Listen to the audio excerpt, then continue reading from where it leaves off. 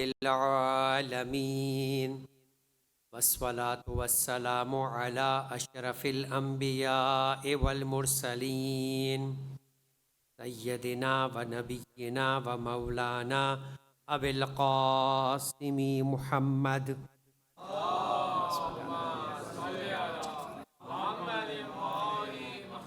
وعلى آله الطيبين الطاهرين لا سيما على بقية الله في الأرضين اللهم عجل لهم فرج واللعنة الداعمة على أعدائهم أجمعين أما بعد فقد قال الله تبارك وتعالى في كتابه الكريم بسم الله الرحمن الرحيم ثم جعلناك على شريعة من الأمر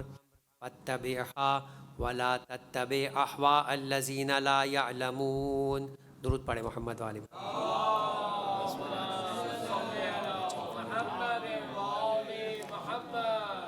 عزیزان محترم، مسافر کے سلسلے میں روزے اور نماز سے متعلقہ احکام کو بیان کرنے کے بعد اب ان آخری چند دنوں کے اندر ایک اہم مبتلا بے مسئلہ کہ جو ان آخری دنوں کے اندر بہت زیادہ سوال بھی پوچھا جاتا ہے اور روایت بھی سلسلے کے اندر بڑی تاکیدی انداز کی اور اس انداز کی ہے کہ اس کو سن کر آپ کو مزہ آئے گا. صادق آل محمد امام جعفر صادق علیہ افضل الصلاۃ والسلام ارشاد فرماتے ہیں، کتاب من لا یحسر الفقی کی یہ روایت ہے. فرماتے ہیں کہ امام فرماتے ہیں کہ ان من تمام الصوم اعطاء الزکوٰۃ، کہ آپ کے اور ہمارے روزوں کے اس مکمل ہونے کا، یعنی الفاظ ہیں تمام الصوم، گویا روزہ کل مہینے کا ماہ رمضان کا ایک ساتھ کاؤنٹ کر کے پروردگار کی بارگاہ میں جب پہنچتا ہے تو اس کی قبولیت اور اس کے اتمام کی جو مہر ہوا کرتی ہے وہ زکوٰۃ کو ادا کرنا ہے، یعنی الفطرہ، جس کو زکوٰۃ الفطرہ بھی کہا جاتا ہے. اور پھر اس کے بعد امام فرماتے ہیں اس کی عجیب انداز میں اس کی تشبیہ بنا کر، اور یقیناً امام بنا رہے تو یہ وہ شباہت نہیں ہے جو ہماری اور آپ کی بنائی ہوئی. امام فرماتے ہیں کما ان الصلاۃ علی النبی صلی اللہ علیہ وآلہ وسلم من تمام الصلاۃ، جس طرح تمہاری نماز مکمل نہیں ہے جب تک کہ پیغمبر اکرم اور ان کی آل پر درود نہ پڑھ لو، اس طریقے سے تمہارا روزہ مکمل نہیں ہے جب تک کہ زکوٰۃ عطا نہ کرو. درود پڑھے محمد و آل محمد پر.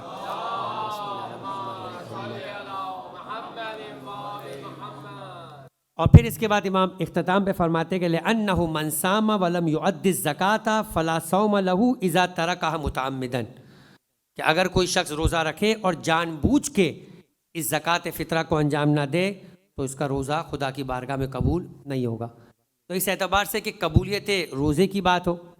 یا شرعی اعتبار سے مالی واجب ہونے کی بات ہو یا معاشرے میں موجود، کیونکہ 8ویں امام کی بھی روایت تھی کہ پروردگار عالم نے ماہ رمضان میں روزہ کیوں فرض کیا؟ فرمایا کہ تاکہ مالداروں کو، خوشحالوں کو اس بات کا احساس دلایا جائے کہ 30 دن کچھ وقتوں کے لیے اگر تم بھوکے رہتے ہو تو افطار کے وقت تمہاری یہ جو اشتہا ہے، تمہاری یہ جو بھوک کی تڑپ ہے، یہ تمہیں کتنا بے چین کیے دیتی ہے. تو سوچو کہ جو 365 دن غربت میں، تنگ دستی میں، مفلوق الحالی میں رہنے والے تمہارے مومنین اور تمہارے مسلمان ساتھی ہیں، وہ کس طرح سے اپنے گھر کے اندر فاقے کے وہ صورت کے اندر خود یا ان کی اولاد تکلیف میں رہتی ہوگی. تو ان کی تکلیف کا احساس کرتے ہوئے، ان کی خوشی کو اپنی خوشی کے ساتھ ملاتے ہوئے انسانی زکوٰۃ فطرہ کو انجام دے، تاکہ پروردگار عالم کی بارگاہ میں یہ کہے کہ واقعی جس جذبے کے تحت ہم نے روزہ رکھا تھا، ہم اس جذبے کی قدر کرتے ہوئے، اس کو مکمل کرتے ہوئے تیری بارگاہ میں بندگان خدا کے سلسلے میں اپنی یہ غم گساری، غم خواری اور مساوات کو پیش کرتے ہوئے نظر آتے ہیں. درود پڑھے محمد و آل محمد.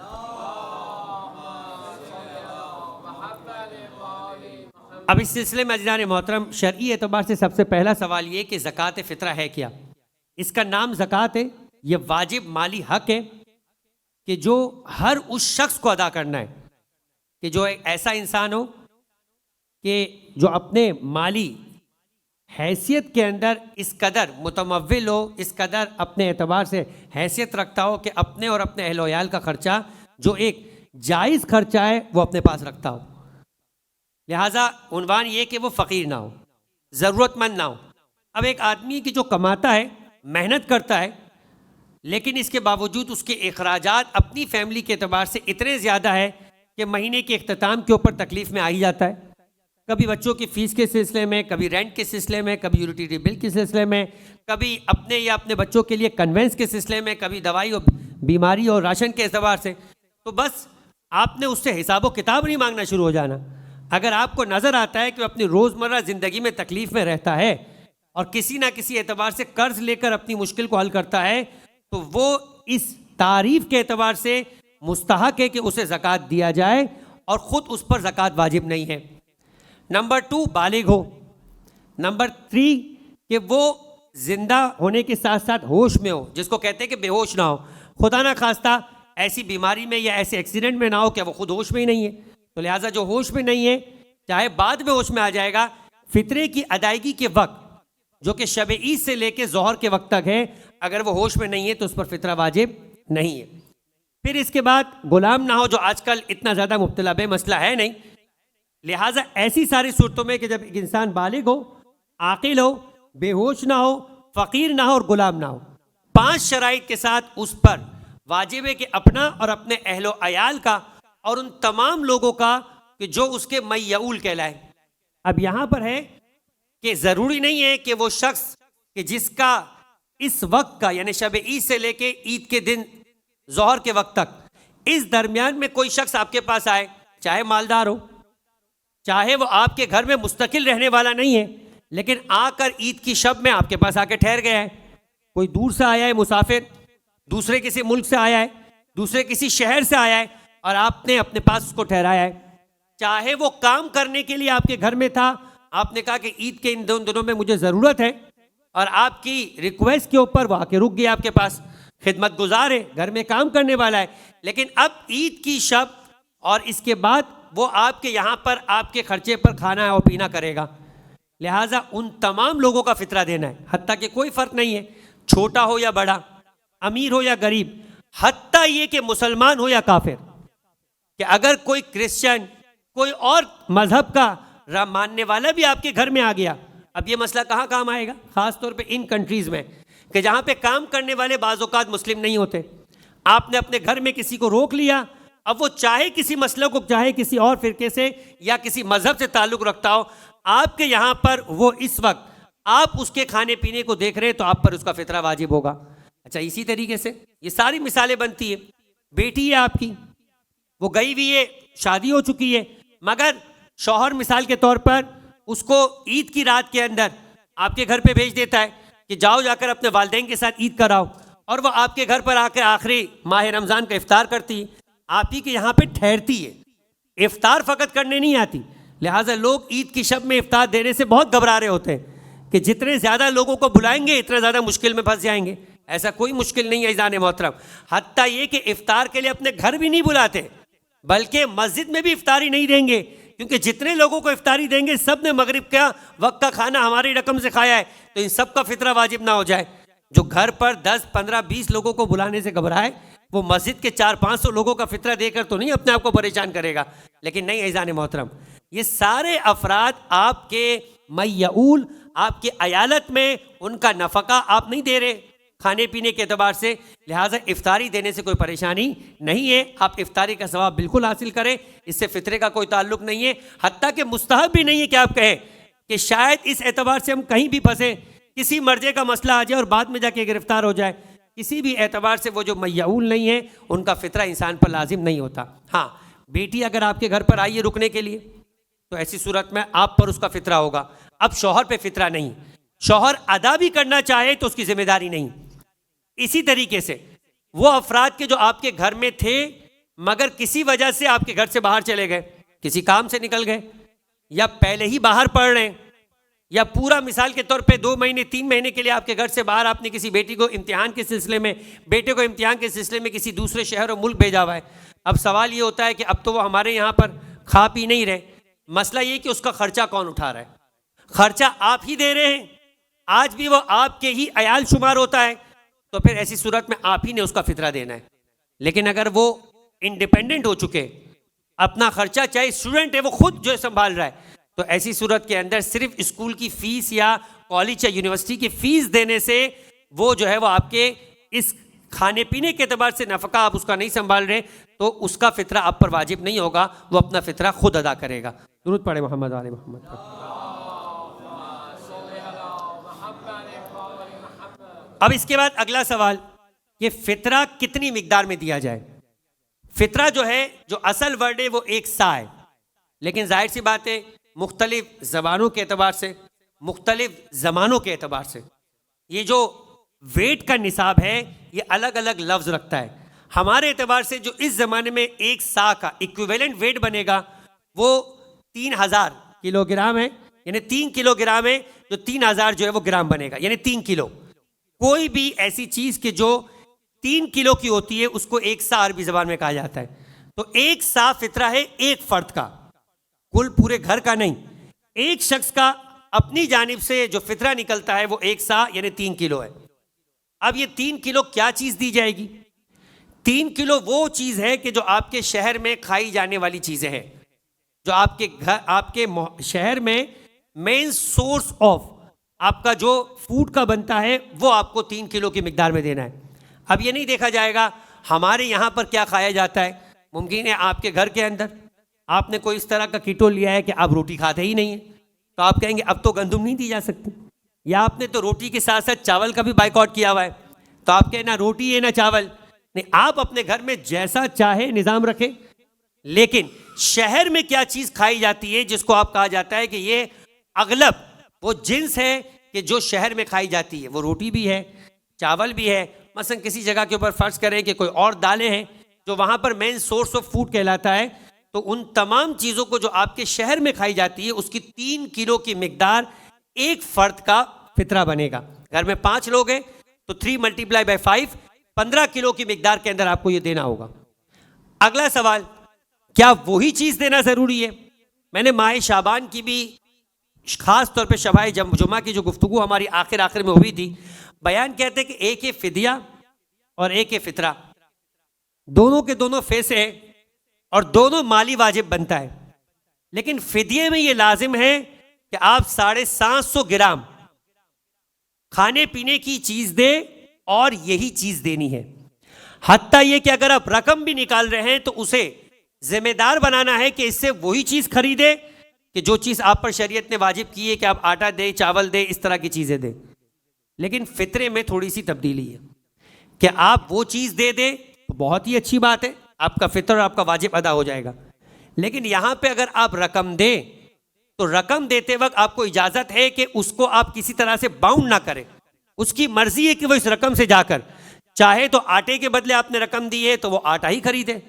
چاہے تو وہ 3 کلو کے آٹے کی رقم سے 1 کلو چاول خرید کے کھا لے، چاہے تو گوشت لے لیں، چاہے تو اپنے گھر کے اندر ڈیلی بریک فاسٹ کا جو سامان ہے وہ ڈبل روٹی اور انڈے ہی لے لیں، کوئی پابندی نہیں ہے۔ حتیٰ کہ اس رقم کو اپنے گھر کے رینٹ میں بھی ادا کر دے، شرعی اعتبار سے فدیے میں باؤنڈنگ ہے اس پر، مگر فطرے میں باؤنڈنگ نہیں ہے کہ اس رقم سے وہ کیا کرے۔ آپ کے لیے ضروری ہے کہ آپ 3 کلو گندم دیں یا 3 کلو گندم کے بدلے پیسے دیں، آپ کی نیت میں یہ شامل ہوگا کہ میں 3 کلو گندم کے بدلے یہ رقم دے رہا ہوں۔ اگر آپ نے صرف 3 کلو کے بدلے 150 روپے بنتے تھے، 250 روپے بنتے تھے، 15 درہم بنتے تھے، آپ نے 15 درہم نکال دیے، چاہے قربتاً اللہ ہی نکالے، جو ہمارا اگلا مسئلے کا حصہ آئے گا کہ اس میں نیت بھی لازمی ہے، لیکن یہ رقم آپ کا فطرہ نہیں بنے گی جب تک کہ آپ اس بات کی نیت نہ کر لے کہ یہ رقم کس جنس کے بدلے آپ ادا کر رہے ہیں۔ یہ صدقہ تو بن جائے گا، خیرات تو بن جائے گی، کیونکہ صدقے اور خیرات میں آپ رقم کو دے دے کوئی مشکل نہیں، مگر یہ رقم بدل قرار پا رہی ہے اس چیز کی کہ جس چیز کو نیت میں لا کے آپ فطرہ ادا کرنا چاہ رہے ہیں، تو لہٰذا آپ کو معین کرنا ہے کہ آپ آٹے کے بدلے دے رہے ہیں، چاول کے بدلے دے رہے ہیں، یا ایسی کسی اور جنس کے بدلے میں دے رہے ہیں۔ اور اس کے بعد آخری بات کہ آپ جو شرائط ہے 5 وہ رکھتے ہیں اپنے اندر، 3 کلو کی مقدار آپ نے نکالی، اپنے اور اپنے ساتھ اپنے اہل و عیال رکھتے تو ان سب کی طرف سے نکالی، رقم دے رہے ہیں تو آپ نے نیت کر لی کہ میں آٹے کے یا چاول کے بدلے دے رہا ہوں۔ اب یہ صرف دے نہیں دینا، بہت سی دفعہ ایسا ہوتا ہے کہ آپ نے بچے کو اپنے رقم دی اور کہا کہ جا کر اس کو فلاں جگہ پہ فطرے کے طور پہ دے دینا، آپ نے یہ سمجھا جیسے خدا نہ خواستہ یہ کوئی یوٹیلیٹی بل ہے یا کسی کا ادھار ہے تو آپ نے ادا کرنے کے لیے رقم بھجوا دی، آپ نے کہا تو مالی واجب ہے، مال نکال لیا کافی ہے، نہیں عزیزان محترم، یہ مال نکلے گا قربتاً اللہ، یہ عبادت ہے، صرف مال کا ایک جگہ سے دوسری جگہ پہ منتقل ہونا نہیں، بلکہ یہ قربتاً اللہ نکلے گا۔ البتہ یہ قربتاً اللہ، جس طرح نماز کے اندر بھی آپ کے لیے جب آپ مصلی عبادت پہ کھڑے ہو تو منہ سے کوئی ادا کرنا ضروری نہیں ہے، آپ کا مصلی عبادت کے اوپر کھڑا ہونا کہ میں پروردگار عالم کے لیے طاعت کے لیے کھڑا ہو رہا ہوں اور اس کی قصد و قربت کے لیے ہی نماز پڑھ رہا ہوں، کافی ہے۔ اسی طریقے سے اگر آپ نے یہ فطرہ ادا کیا اسی نیت سے تو یہ ادا کرنا کافی ہے۔ مشکل اس وقت بنتی ہے کہ آپ کے گھر کے اندر مثال کے طور پہ رقم پڑی، آپ گھر سے باہر کسی کام سے، آپ کے بیٹے نے پوچھا کہ وہ ہمیں ہر سال فطرہ نکالتے ہیں، بیٹا دیکھتا ہے کہ باپ نکال رہا ہے تو لہٰذا وہ بھی ان چیزوں کو دیکھ کے سیکھ رہا ہے کہ شاید بابا جان بھول جائے، کہا میں یہ رقم دے دوں، آپ نے کہا دے دے، تو آپ کے توجہ میں بھی نہیں ہے کہ وہ فطرہ نکالنے کے لیے رقم لے رہا ہے، آپ نے کوئی قصد نہیں کیا، کوئی نیت نہیں کی، تو یہ رقم چلے گئی اور خرچ بھی ہو گئی، مگر آپ کا فطرہ ادا نہیں ہوگا جب تک کہ آپ اس کو باقاعدہ قصد قربت کی نیت سے اپنے بیٹے کو نہ کہیں اور وہ اس رقم کو اٹھاتا ہوا نظر آئے۔ درود پڑھے محمد علیہ محمد۔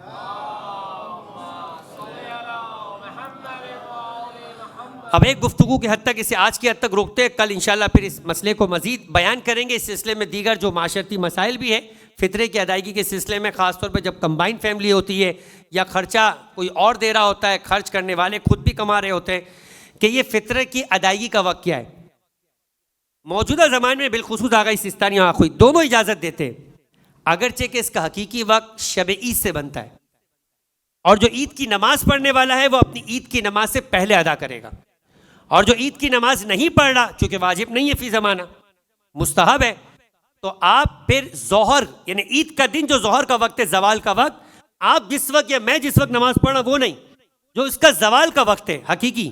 اس زوال کے وقت سے پہلے پہلے اس کو ادا کریں گے۔ یہ ہے اس کی وقت کی ادائیگی کا حقیقی وقت، شب عید سے لے کر عید کی نماز تک جو عید کی نماز پڑھنے والا ہے، اور جو عید کی نماز نہیں پڑھ رہا وہ عید کے دن ظہر سے پہلے پہلے۔ لیکن کیا ماہ رمضان میں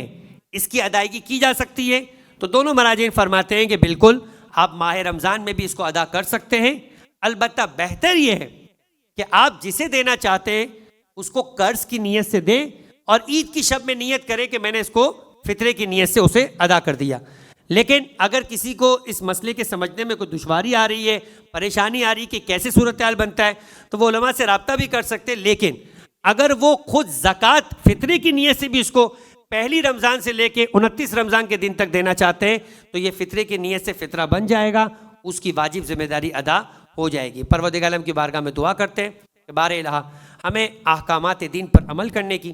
اور اس کی صحیح تعلیم کو حاصل کر کے اس کی ادائیگی کی توفیق عطا فرما۔